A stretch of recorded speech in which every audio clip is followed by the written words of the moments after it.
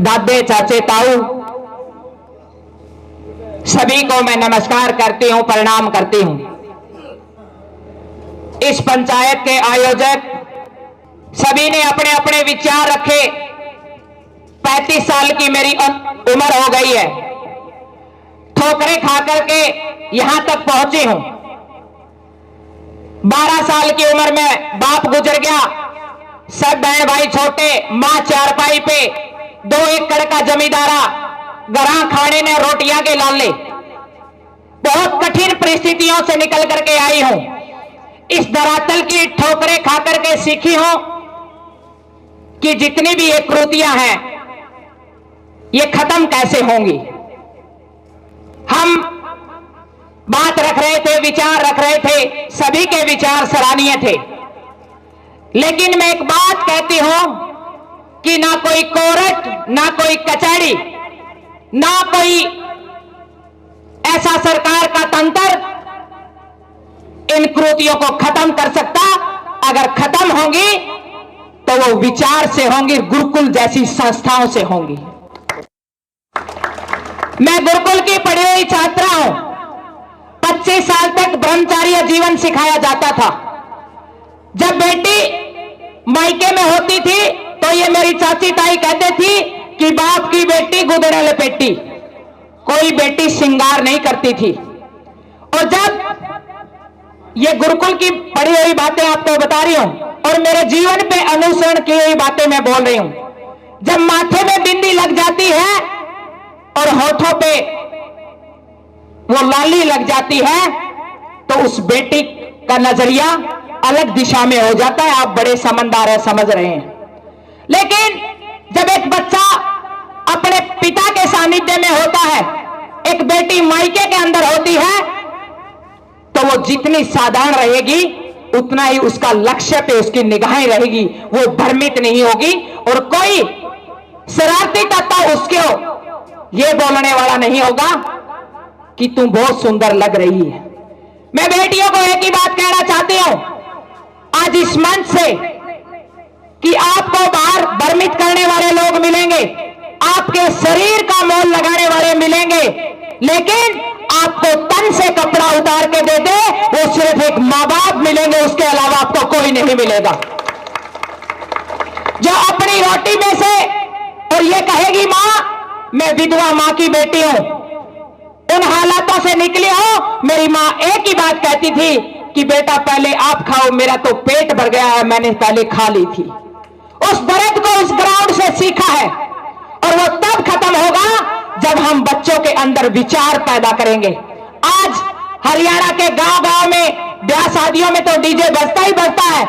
नरेंद्र भाई साहब आप सामने बैठे हो, आज घर घर में हर रोज डीजे बजता है और कैसे कैसे गाने आ गए हैं। भले मैं एक दिन मेरी गाड़ी लेके निकल रही थी और किसी शादी में पहुंची, वहां जाकर के देखा कि सारे इकट्ठे नाचने लग रहे। छोरे का ब्याह था, गाना चल रहा आज मेरे यार की शादी है। एक युवा लड़की निकली, बोली आज मेरे यार की शादी है। मैंने पूछा ये कौन? बोले या बंदड़े की बेबे।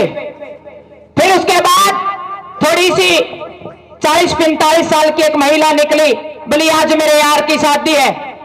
माया कौन? ने बोला या बंदड़े की बुआ। उसके बाद थोड़ी देर के बाद निकली एक महिला और वो भी कह रही आज मेरे यार की शादी है। मैंने कहा ये कौन? ये बोला बंदड़े की मां।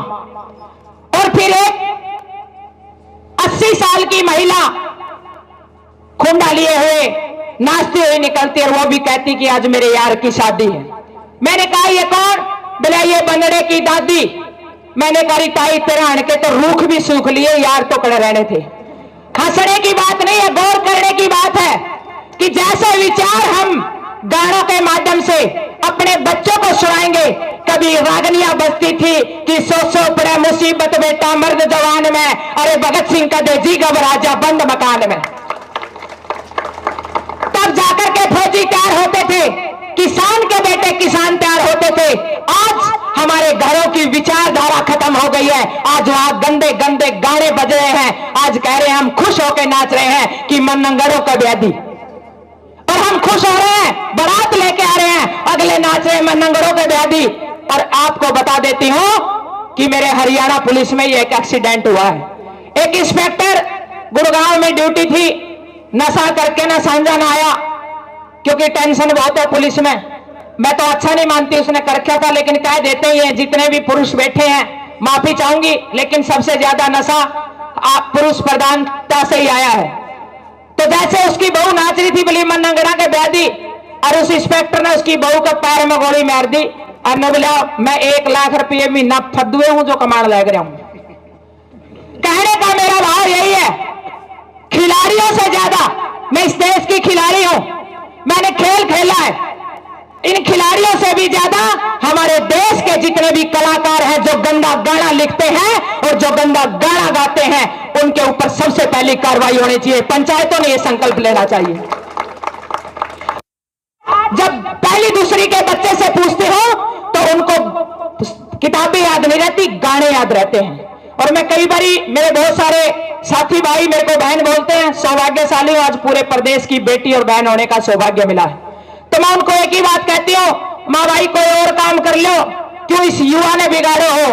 अपनी कलम से कोई ऐसा लिख जाओ जो दादा लक्ष्मी चंद लिख गए, दादा जगन्नाथ लिख गए, दादा जाटमेर सिंह लिख गए और दादा मुंशीराम जैडलीवाल लिख गए।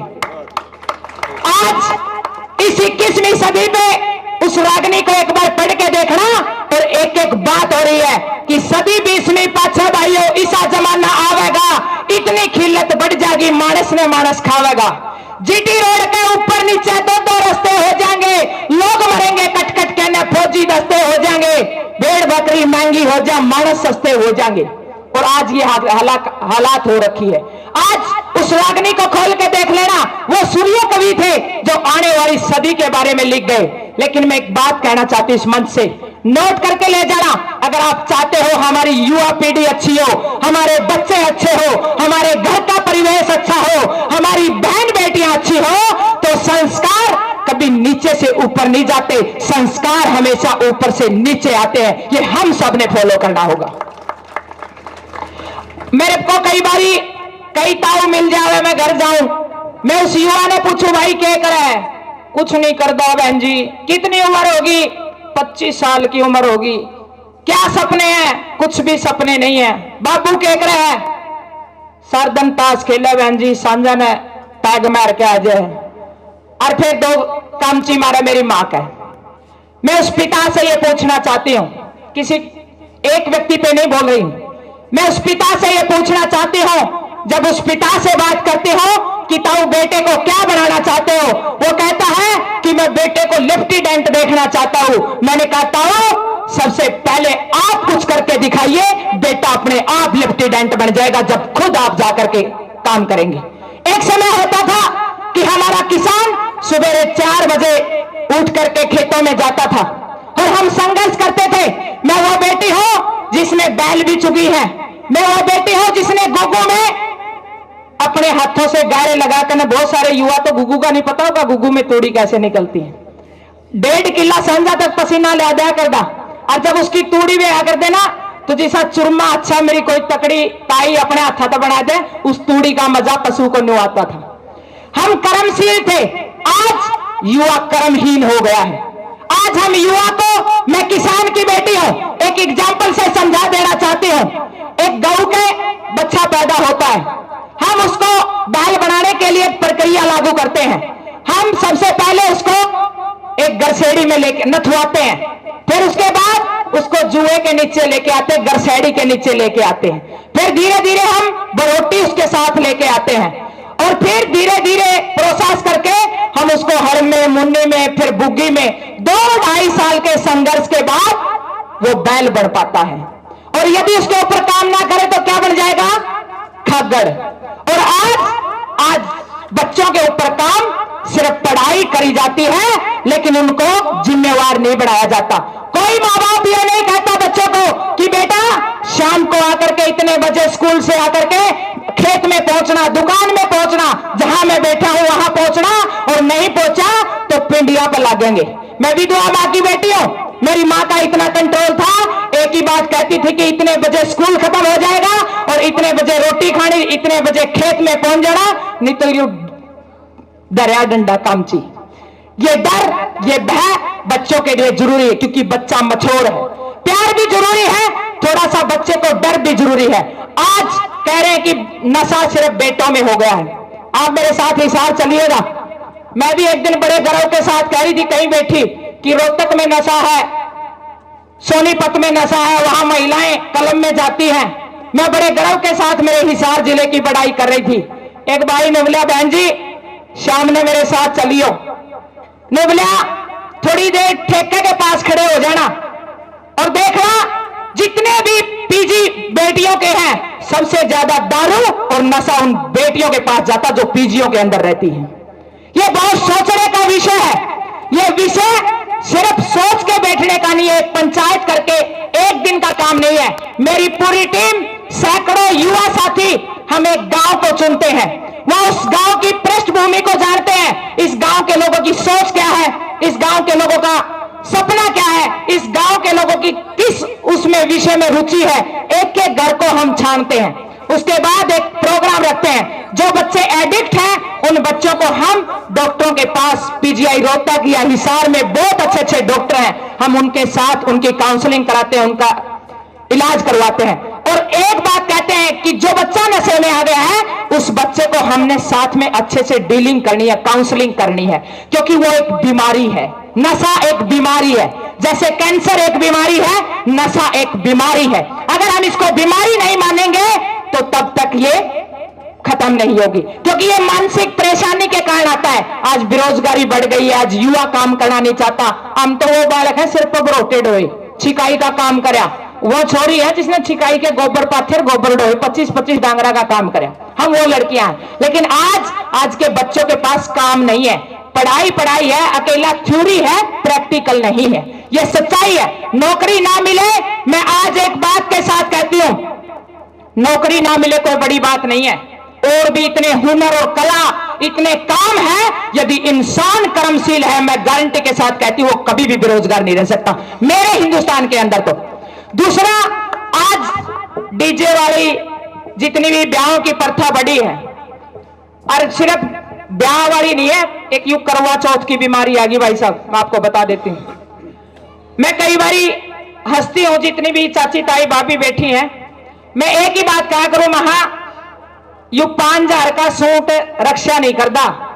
करवा चौथ ने कई भाइयों के फोन आओगे मेरे पास, बहन जी दाढ़ी कमाऊं 500 रुपये पूरे दिन के कमाऊं, तेरी भाभी ने बोली पड़ोस वाली 5000 का पारेगी, मन भी 5 का चाहिए। मेरे पास काउंसलिंग के लिए फोन आते इस बात के, और फिर मैं उस भाभी से बात करती हूं, मारी भाभी 500 का सूट से को नहीं बचा, सुहाग इस 1000 रुपया का सुतरा हेलमेट ले दिए, ये वापिस सुरक्षित घर आ जाएगा। मैं गारंटी के साथ कहती हूं, मैं दावे के साथ कहती हूं। ये इसलिए हो गए, हमारे देश आज भी आजाद नहीं है। मैं गुरुकुल की पढ़ी हुई छात्रा हूं, स्वामी दयानंद विवेकानंद के विचारों का मेरे जीवन के ऊपर बहुत असर है, और मैं सौभाग्यशाली हूं उस मां बाप की जो अनपढ़ होते हुए मुझे एक अच्छे विचारों में ले गए, और जिन्होंने मुझे एक रेडियो के माध्यम से, टैप के माध्यम से, टीवी टावी मरगरा नहीं होया करता, अच्छे विचार सुनाए, अच्छी रागनियां सुनाई, और उसका असर मेरे जीवन के ऊपर आया। तो मैं एक ही बात कहूंगी, जो 5 साल का बच्चा सीख सकता है वो 85 साल तक आदमी नहीं सीख सकता। गर्भ के अंदर जो मां विचार रखेगी, जैसा उस बच्चे को बनाना चाहती है, गर्भ में जैसी सोच वो रखेगी, वो बच्चे का निर्माण वैसा हो जाएगा। मैं एक ही बात कहूंगी, कोई कोर्ट कचहरी नहीं न्याय कर सकती। अगर न्याय मिलना है तो हमारे संस्कार और हमारी संस्कृति में होगा, वो हमने बच्चों को शुरू से देना होगा, जब वो गर्भ के अंदर हो, तब जाकर के ये बदलाव आएगा। ये बहुत लंबा प्रोसेस है, और ऐसे ऐसे जन जागर हमने घर घर में जाकर के करने होंगे। और आजकल एक बात, और मैं आपके इसमें तो नहीं है, लेकिन मैं जो हकीकत है जो ग्राउंड की, आज तलाक ले रहे हैं। आज नन्हे नन्हे बच्चे खड़े हैं तलाक कोर्ट के अंदर, और एक ही बात कह रहे हैं कि माँ बाप को कि आप इकट्ठे रह लो, हम आपके साथ जीना चाहते हैं, क्योंकि बच्चे ने माँ भी चाहिए और बाप भी चाहिए। अब कल परसों एक खबर आई हुई थी, आप ये इस बात को बोल करके मैं अपनी वाणी को विराम दूंगी। कल परसों दैनिक भास्कर में एक खबर आई हुई थी, 2011 में एक दंपत्ति की शादी होती है, और 1 साल में थोड़े दिन के बाद अनबन रहने लगी, उस अनबन में एक बच्चा भी पैदा हो गया। 2013 के बाद वो दोनों अलग रहने लगे। वो मां उस बच्चे की परवरिश करने लगी, तलाक की अर्जी लगा दी कोर्ट के अंदर। वो फैसला अभी 2024 में अंतिम उसमें आया। वो जज बोला उसको, उसकी मां को, कि आपका क्या फैसला है? वो कहने लगी मेरा ये फैसला है कि मैं तलाक लेना चाहती हूं, मैं इस आदमी के साथ नहीं रहना चाहती। फिर उस जज ने उस पिता से पूछा कि आपका क्या फैसला है? उसने हाथ जोड़ के कहा कि मेरा ये अंतिम फैसला है कि मैं भी इनके साथ नहीं रहना चाहता। वो बच्चा 11 साल का आगे खड़ा था। उन्होंने पूछा कि बेटा आप किसके साथ जाएंगे, आप बताइए, आप मां के साथ जाएंगे या पिता के साथ जाएंगे? सुनने की बात है, उस बच्चे ने हाथ जोड़ के एक ही बात कही कि मुझे इन दोनों से तलाक चाहिए, मैं ऐसे माता पिता के साथ नहीं रहना चाहता हूं। और उस मां बाप ने, जज ने आधे घंटे का टाइम दिया और उन दोनों मां बाप की अकल ठिकाना आ गई। उस बालक ने वो मां बाप इकट्ठे कर दिए। ये हुआ क्यों? क्योंकि साड़ियां के सामने हो गए। मेरे बाबू कहते थे बेटा साड़ियां का कोई सामना नहीं होता, ब्याह हुआ तो साड़ी, छोरा जामे तो साड़ी, बुआ बैठी सब तो पछली कूण में, बुआ का कोई आजता पता नहीं है।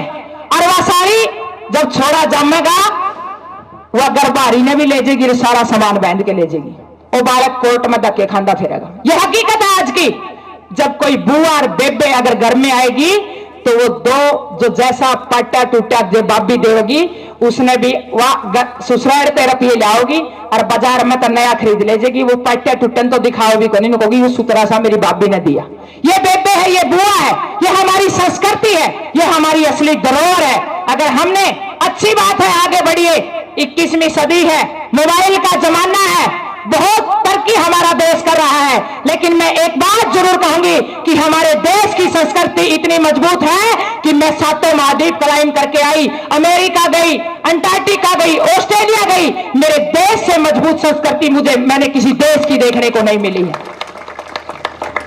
और भाई बड़े बड़े होटलों में रहने का मौका मिला, सच्ची बता दूं, मेरा बासी खाना, महीने का बासी, बढ़िया सबकी में पर्दे बढ़िया मिलेंगे, सारी चीज मिलेगी। लेकिन सच बता दो, जो मेरी मां हरा की दाल आरा में धर के बनाती है, जो उसका आनंद, जो उसका स्वाद है, मैंने किसी 5 स्टार 7 स्टार में नहीं आया। ये हमारी संस्कृति है। सहज पके सो मीठा होए, साधारण खाना, सादा जीवन, उच्च विचार, ये हमारी संस्कृति है। हम गुरुकुल के पढ़े हुए, हमारी गुरुकुल की शिक्षा पत्ती थी।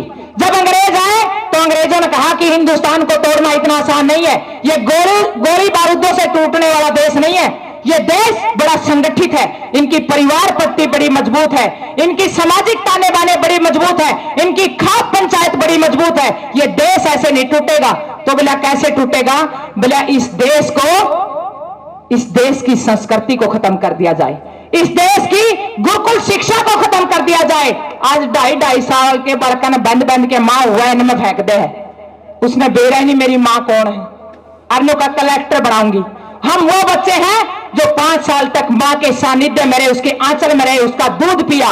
और मैं एक बात कहती हूं इस मंच के माध्यम से कि मेरे को अमेरिका की कंपनी ने एक बात कही थी कि अनीता बेटा आप बहुत अच्छी खिलाड़ी हो इस खेल की। मैं इस मंच से कह देती हूं, ना पिछली सरकार से ना इस सरकार से मैंने 1 रुपया नहीं लिया, बोलना सीखा, बड़ी बड़ी कंपनियों के कार्यक्रम किए और 1 घंटे के बोलने के 5-5 लाख रुपए लिए और अपने खेल पे लगाए, अपने देश को उपलब्धि देने का काम किया।